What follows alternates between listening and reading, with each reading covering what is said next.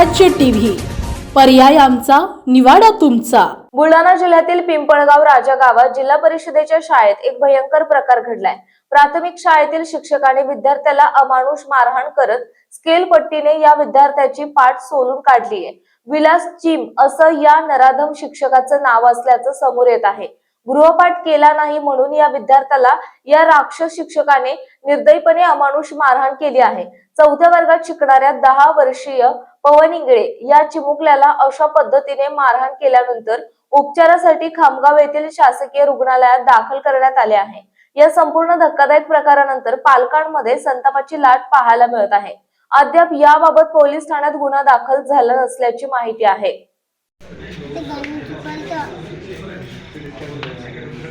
काय ना मारलं मास्तर ना? कोण होता मास्तर? चिम सर होते। अर्धा मारतात तुला ते? याच्या पहिले माराल तर काय? किती वेळा मारला आतापर्यंत बेटा? अच्छा, तुला एकट्याच मारते का तो? अजून कोणाला मारते?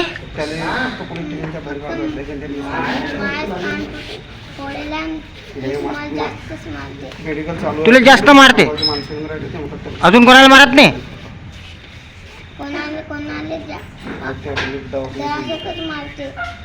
अजून काही म्हणते का? नाही ना?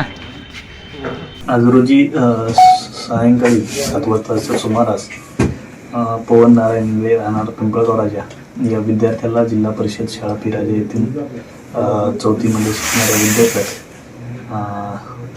शिक्षकाने मारहाण केल्याबाबतची प्राथमिक माहिती मिळाली। त्या अनुषंगाने ते पोलीस स्टेशनला आल्यानंतर त्यांना वैद्यकीय उपचारासाठी पाठवण्यात आलं आणि त्याच्यावरती वैद्यकीय उपचार झालेले असून वैद्यकीय अधिकाऱ्यांचे अहवाल व राहिलेली वैद्यकीय तपासणी पूर्ण होताच कायदेशीर कारवाई जी असेल ती आम्ही पुढे करत आहोत।